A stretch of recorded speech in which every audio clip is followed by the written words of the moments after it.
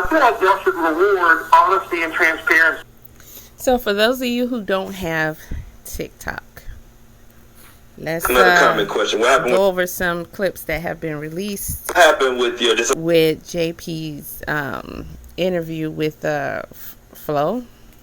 Another comment question. What happened with your dog tag that you had to go to the mall the day after she died? Oh my gosh, that's such a great question. How do they know that? It's a comment question. I don't know. Dog tag.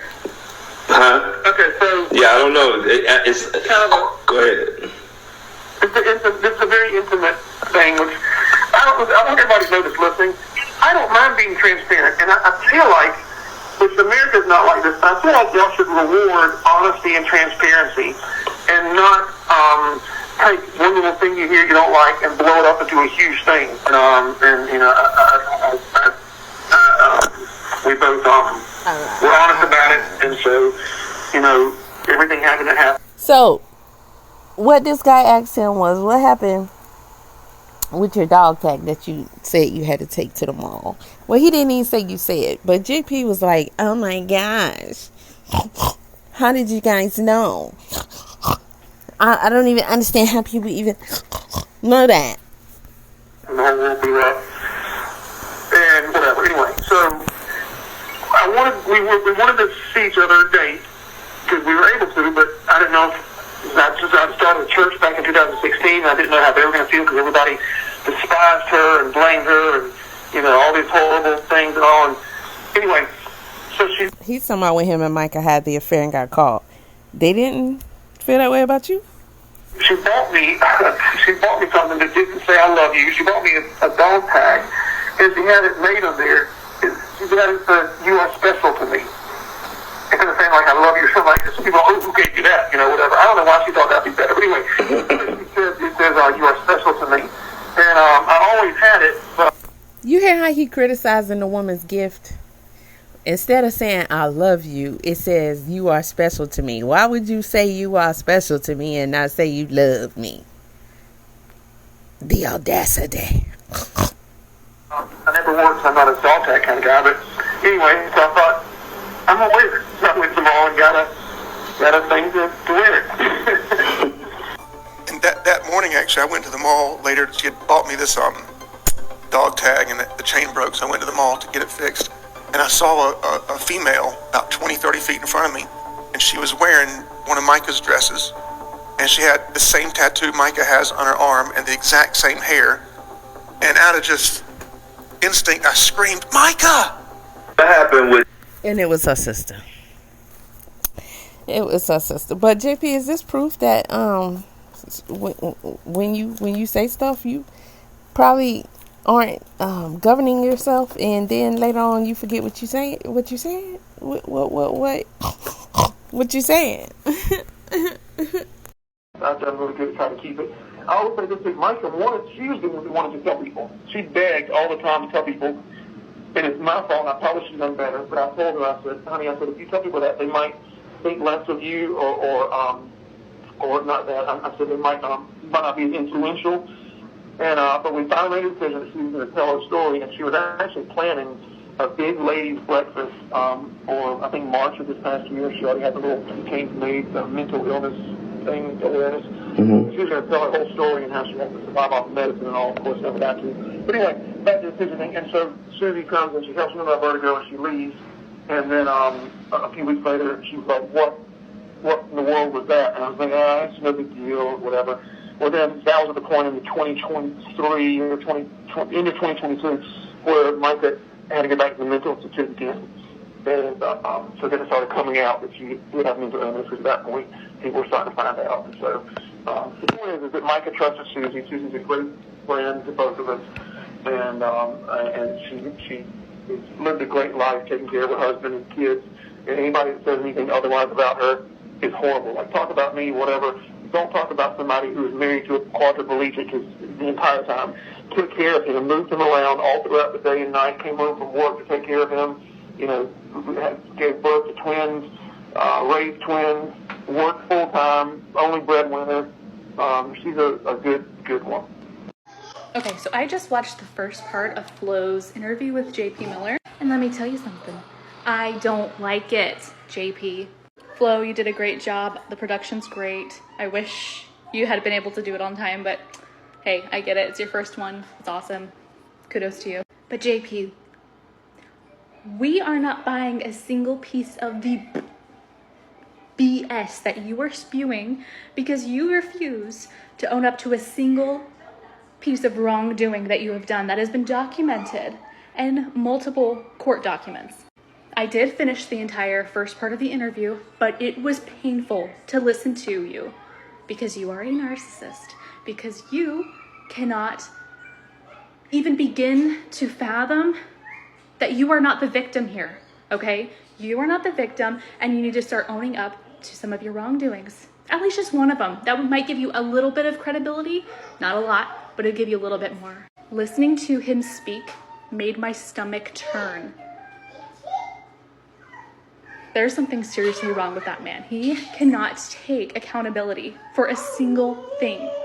Just in general, were there ever threats made between, like, in your rocky relationships or whatever was going on? Were there any threats between either from you to Micah, Micah to you, either that was behind closed doors, or is there anything like in police report or anything like that ever went on?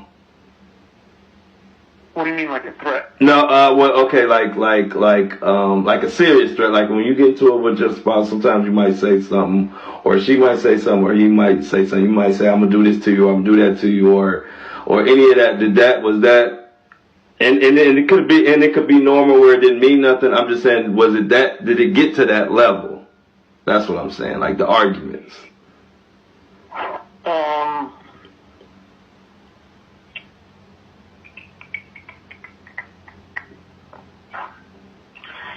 I mean, there's a video of me.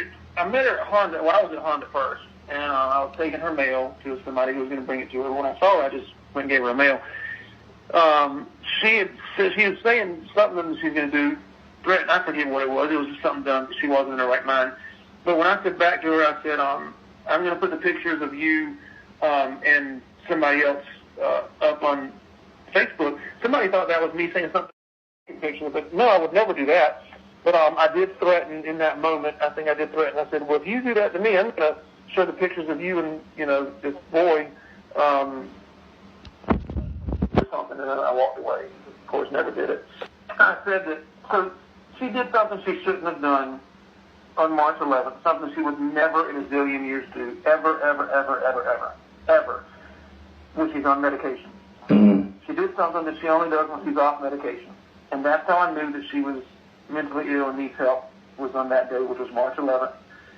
And there were some pictures taken of her and somebody else doing something inappropriate. And so when I was taking her mail and she said something, I forget what she said, it doesn't matter, but I said, well, if you do that, I'm going to put pictures of you and that boy up on Facebook. The rumor was that you did post naked pictures and took it down. So I'm trying to clear that now, because that's like really what people think. People really think that's what's really out there. Yeah. So it's not that. So you never. It wasn't naked pictures, and you never posted whatever you said you were gonna post. Right? Is that what you're saying? Right. I don't think there's I don't think there's a naked picture of her out there anywhere. Yeah, I know. But yeah, they said that you posted it and took it right back down. That was the rumor. Not that it's out there. Oh no, that's in the apology letter. So okay. The last time I saw her, when I finally got to the end of our 4 hours, I said, "What would it take for me to get you back on medication before something bad happens?" And she said, "Okay, here's what you got to do." She said, "If you write an apology to me for the following things," and she listed a whole bunch of crazy stuff. She said, "If you tell me you're sorry for that stuff and make it really good and give me $10,000, I'll take my medicine."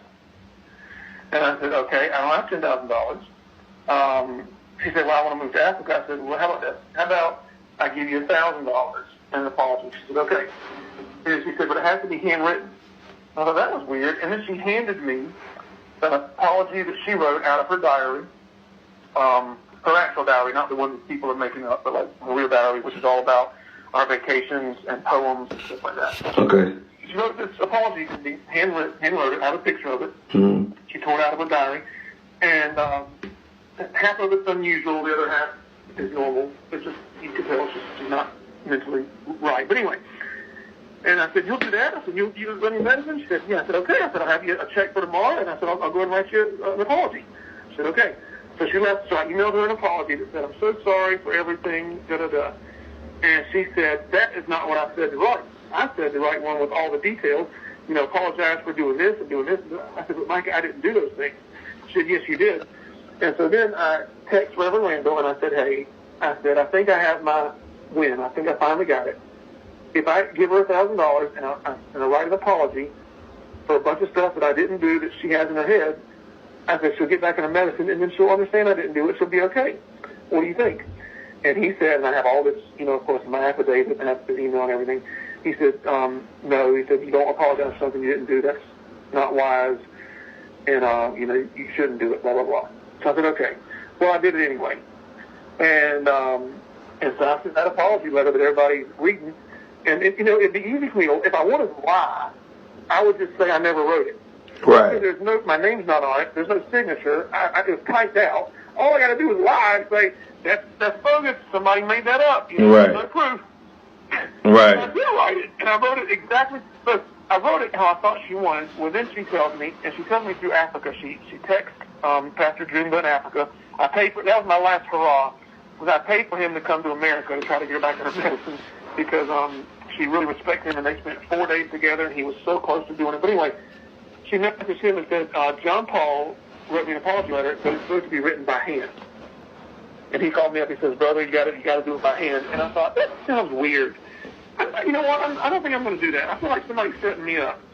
And it was just a few days later I got the separation papers, and I guess the apology letters in there saying I'm sorry for, I don't know, slashing tires, or sorry for, I don't know what it said. Whatever she's thinking happened, or I did.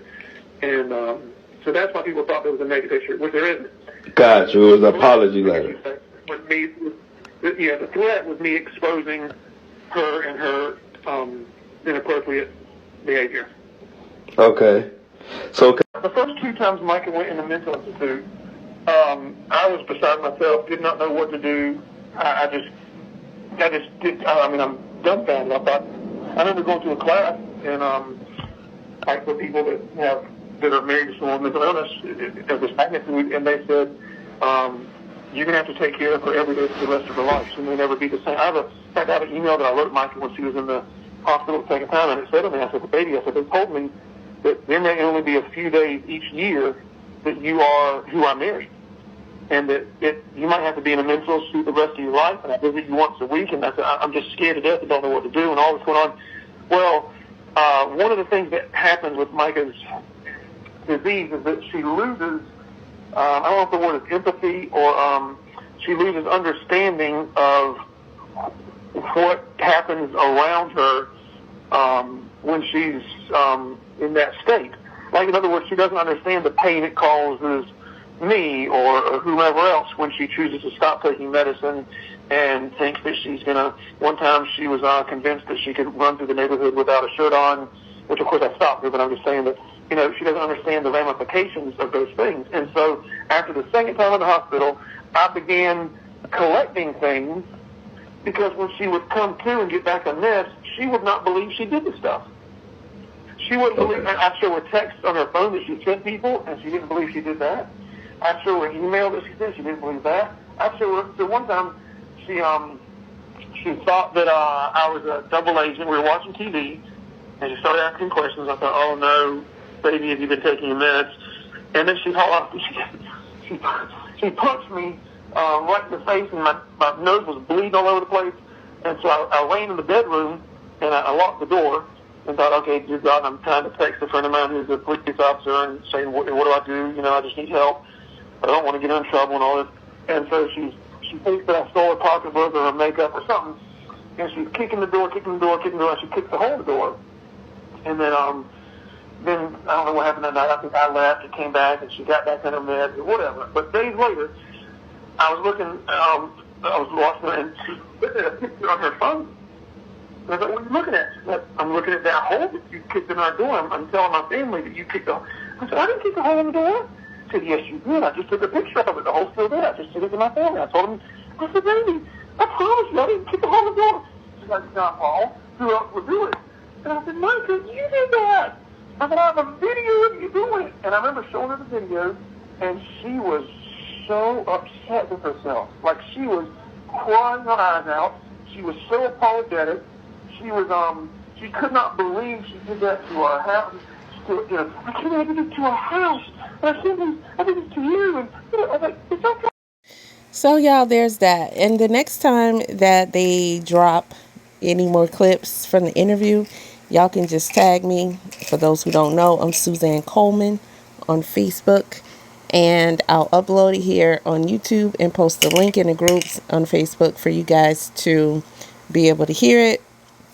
A lot of people do not, absolutely do not like TikTok, and that's fine. I'm outraged. I ain't even gonna lie about this interview even taking place. You got True Crime Bree, who posted crap about Micah's father, and I believe her mother, and then she took them down. I may have recorded them because I probably did a video talking junk and didn't upload it. But she was just or whoever is behind it. Well, anyway, there's a lot of weird things going on, as you guys may know. The whole thing with Flo in this interview, and I immediately called him out on it, expressed that I didn't like it. He immediately blocked me. I really don't care because, bro, I don't really watch your stuff anyway. It's just weird how a lot of people are putting a lot of focus on Flo. We care about him. He's missing. What happened? What did JP them do? What's wrong with y'all? Listen, this fool ain't had no business going out there and giving this dude a voice like that anyway. The things that he's saying in this interview, we're not surprised, and we've heard a lot of it before. But to get there and sit up there and let this dude have a platform so he can continue to bash this woman, try to expose things about her that are all horrible, and we do not know if it's true. If I was the family, I'll be suing his behind all over this earth. Okay, from one side of the map to the other, and make him prove every John Brown thing that he is trying to say about Micah, and put a sock in his mouth, wash it out real good with soap, and then put a sock in it so he can hush his mouth concerning her and her family, friends, associates, whatever, because he is running around here saying a lot of horrible stuff. And this is coming from a person who sat up there and told y'all that she bought him a dog tag and he went to get it fixed, but then go try to say, why you guys, and why you want to sit up there and try to say that, where did you know that from? How do you get that information? Like, what? You don't even know what you're doing? Oh, okay. Well, you might want to stop. Ever thought about that? No, he doesn't really think. He just does. So, I just honestly, y'all, I thought that when this guy announced this interview, you guys would say, we don't want to hear from him. And to credit the ones that did, a lot of them said that. A lot of people did say that. We don't want to hear nothing out his mouth. We don't want, stop giving him a platform, blah, blah, blah. It was a lot of people saying that for a while. But I just think they succumbed to or just got overran by the people who are saying, I want to see what he gonna say. Why? Do y'all ever consider from her family standpoint how this is affecting him?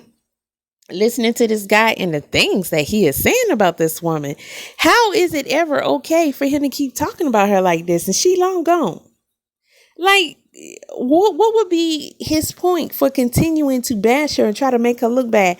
And the most craziest thing about it is, bro, what planet are you on?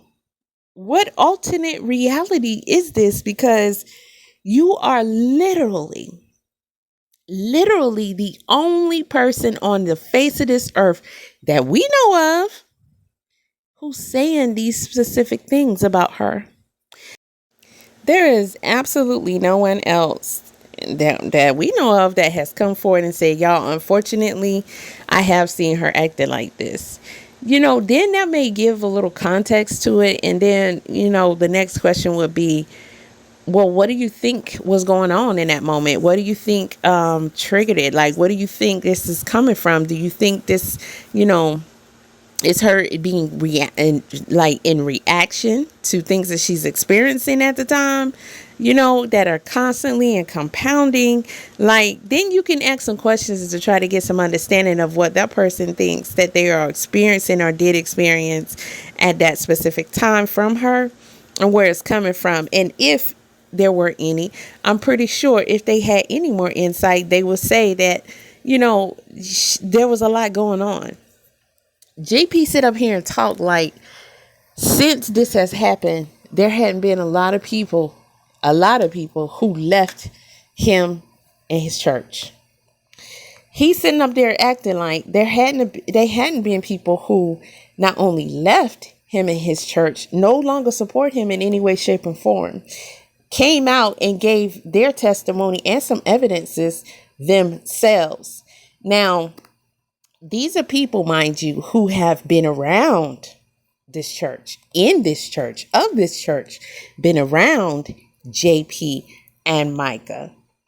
They didn't isolate in the beginning. They didn't isolate right away. They isolated eventually over time. And I'm pretty sure it was decisions made with compounding from not only things that they know they saw and experienced personally before Micah passed, but also the things that they have seen and heard and experienced personally since then. That speaks volumes. We know multiple reasons why a lot of people who are still there and in support are still there and in support. And it's not necessarily something that if they have I'm talking about free will to choose, that they would continue doing. I'm going to say that. Okay. And you don't see these people outside protesting nothing on the behalf of this guy. You know, I think it's just really sad. I'm very disappointed in a lot of people in the groups, the so-called Michael Warriors, for this reason. Not to say you guys aren't supporting her and, you know, not to knock any real work that you guys are or may be doing up front, behind the scenes concerning justice for Micah, okay? What I'm speaking on is this interview. The interview. I really, really expected for everybody to be like, no, we are protesting this interview, whether you know who Flo is or not. We are protesting this interview. Y'all do not watch, do not support, do not listen, do not pay to listen to this interview. And even if it is posted by others, well, I mean, that's kind of different because it's just reposted and they don't necessarily benefit firsthand. But definitely boycott the interview from the first time we hear about it. I really expected people to say, don't put this out. We're not going to support you anymore.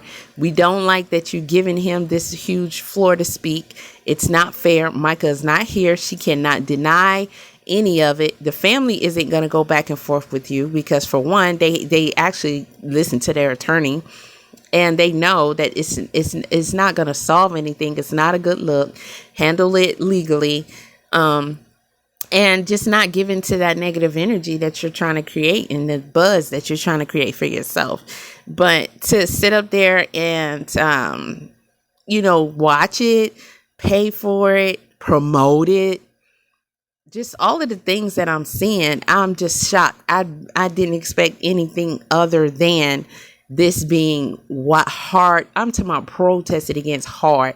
There's a lot of critics, alleged critics, and people who have been posting seem like Justice for Micah, but they have subscribed and watched it just so they can have content to come back and say, well, I watched it and blah, blah, blah, and JP said this, and who cares about what JP says?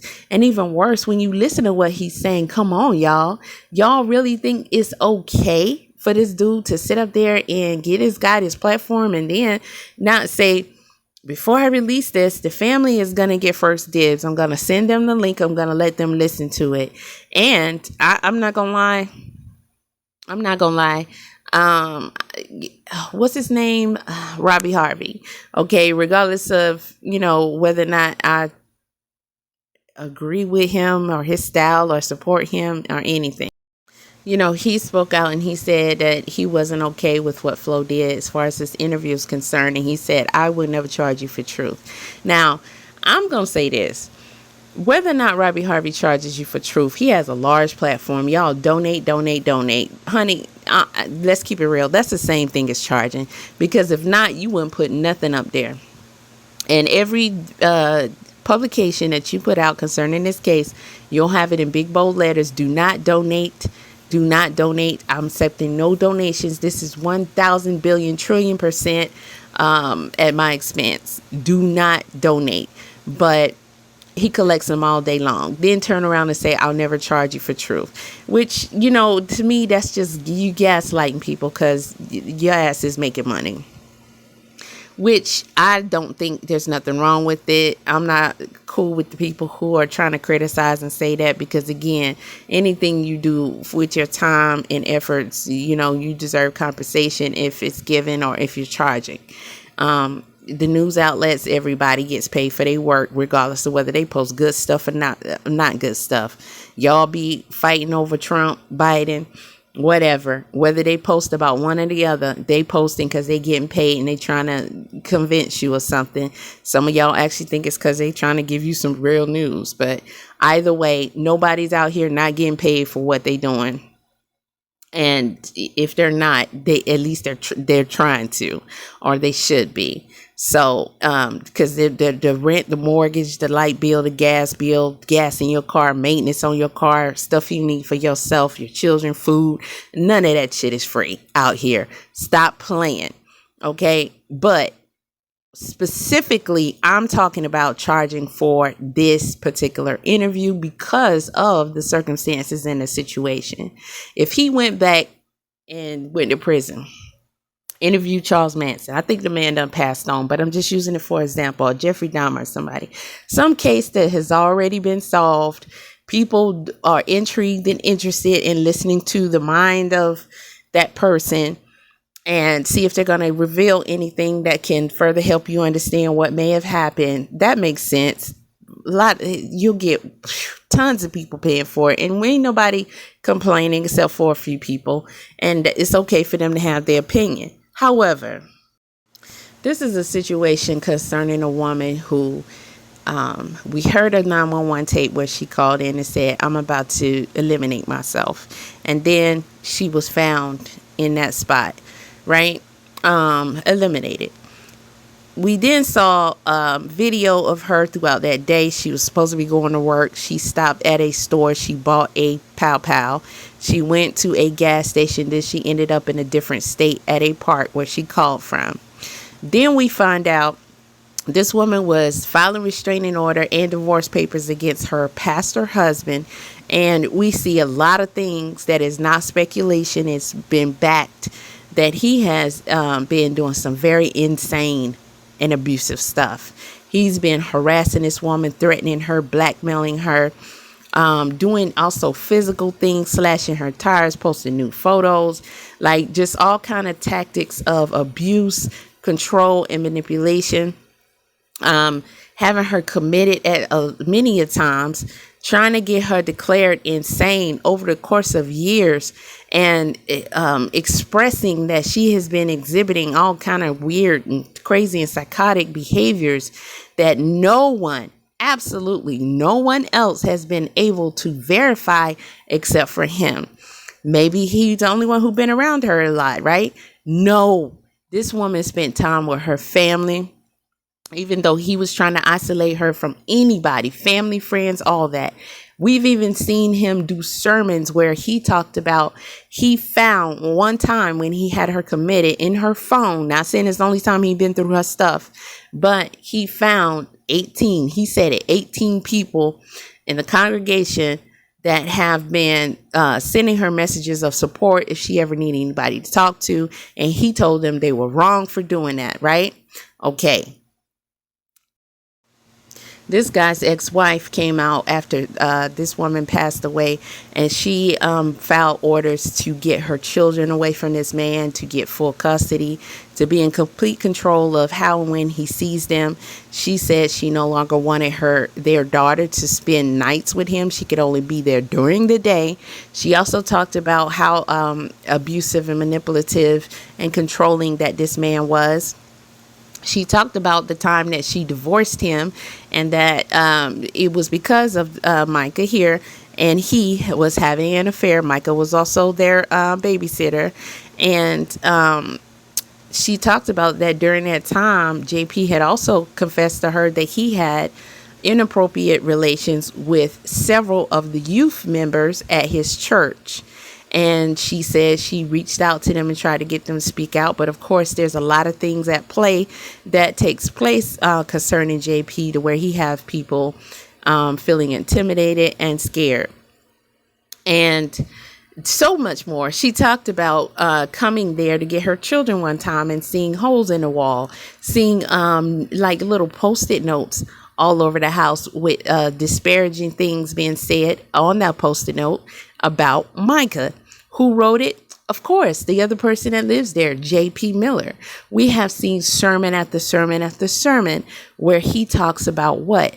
His wife, whether he's telling the truth or spreading lies, and none. I'm talking about zero, zilch, nada, none. And we have seen plenty. I'm talking about none of it is positive. This was before and after her passing. Okay, we listened to him do his so-called goodbye service to her, and how terrible that was, right? We also read the eulogy and how terrible that was. We have seen text messages of when she was trying to get away from his behind, and he was messaging and telling people that if they don't send her home, make her come home, tell her to go home to her husband, he was going to do this and that XYZ. Come to their house, locked and loaded and ready. Okay, throw her clothes out. I know a lot of y'all listening and saying, oh, you forgot about this. You forgot. Listen, honey, it's so much. I'm just trying to give some cliff notes. I'm just trying to give some kind of full picture as to why it is absolutely sickening and disturbing to know that somebody actually thought it made sense to go sit down with this dude for 2 hours and allow him to keep talking and to keep banishing this woman's character. This woman is revered by a lot of people. Everyone she came across, she had a positive influence and impact on them. No one has said anything negative, not only just, oh, we respect the dead, just because of with this type of case, it being nationally known, him running his mouth so much, making so many accusations. If somebody, by all the things that I have seen in the different groups I'm in, from different videos, news reportings, interviews, all that, if somebody had something, they would, at least one person would have said by now, I loved Micah, I've known them, I've been around them, I've seen this and that, and JP, da-da-da-da-da. But yes, I did witness one time where Micah, something bad, right? However, she's still a wonderful person. Nobody even on eggshells said nothing similar once, not once. And I can go on and on and on about this dude. This woman has friends. There's people that came forth and talked about when she left him one time. She went to Kansas for a short while. She met up with them at their church, and she talked about her abuse that she was experiencing from JP. She talked about the fact that she was trying to get away from JP. Okay. He was tracking her, putting tracking devices, hiring private detectives. He was literally trying to take any and everything from her. I haven't looked up his wealth, but multiple people have reported that he is a multi-millionaire. This guy was, as a form of punishment, would just remove all finances from her, right? But then after she passed, he come on here, I was a wonderful husband, best husband ever, yay, shout out to me. If I had to do it again, it can't get no better than this, because I am the tippy to the top. But at the same time, he would take everything from his wife. He says, oh, she never had to cook or clean. She didn't have to do nothing. All she had to do was just be herself and be happy. What? She was trying to be happy. But it's kind of hard to be happy to where when you try to do anything that he doesn't approve of, including spend time with your friends and family, he threatens you. He takes things from you. He goes and he grabs your cars, your phones, get into your accounts, message people, pretend to be you. Don't give you your devices back. This guy had her devices and was messaging her through her family and her friends while she was with them, while also making threats. Okay, she went to Africa for a while, had a mission she wanted to start in Kenya, a school. He took that away from her as a form of punishment in attempts to control her. Then messaged her and bragged about how they still in it, dipping in it. People at his congregation named out about 5 or 6 people. Yeah, we about to go up there right now and have a good time at your mission home, girl. This guy been arrested in the past. He ran over a woman twice with his car. He didn't get the punishment he deserved, but he had some sort of punishment. He's not supposed to be buying weapons. He got friends in high places. He done had the police help him out with getting that, I guess, expunged or something, because how did people find out about it? But to the degree where he has been out here purchasing firearms, okay? This guy, man, I could just go on and on and on and on and on and on and on and on. Not to mention, we saw him laying out in the grass, all jacked up, like he frozen and can't move, crying, talking about ants is crawling on him, and he just want to get to see Jesus. He don't want the ants to get him before he can get to see Jesus. He want to know what his kids are doing. Now the story goes that this is after he got caught messing with Micah and he was getting a divorce, and I believe the wife said he was too high to see, like he was under the influence of something at the time, and she didn't think it was a good idea for him to be around the children. So he out in the grass having a fit. But if you hear him tell it, he fell out the tree, broke all his limbs, was in a cast, came out of the cast, and was still on a lot of medication for pain, and he took too many, and that was his reaction. That's his story. But the wife says he was trying to get out of child support, and he came to court talking about he fell out the tree and broke some bones, so he ain't really making no money. She didn't say, I saw him in a cast. She didn't say he actually did fall out the tree and break his bones. So what does that mean? He was faking it? It was a lie? Probably so. We see Michael on Facebook shortly before she passed talking about, she was speaking kind of in code, not necessarily directing it to herself, but also at the same time, she said, like me, things I've been going through as well. So she's relating to her being hypothetical, or saying in case someone out there is, things to be a little safe. So he can't say, oh, you're literally telling people what I've done. Okay. And saying that, beat you, hurt you physically, emotionally, spiritually, tell you you're a bad wife, tell you you're a bad mom, you're a bad person, force you to do things that are horrible, that against your will, including illegal drugs. Okay. Okay, this guy wrote her a letter apologizing about slashing her tires, posting new pictures of her, saying it only stayed up there for like 30 minutes, then he took it down, as if that means it's harmless. What? Now he's saying he only wrote that letter because the girl was crazy, and she be imagining stuff like him being a Russian spy and him being this bad guy. But you know what? Even if that he was telling the truth, if your wife is imagining things about you, how come it's about you being a bad dude?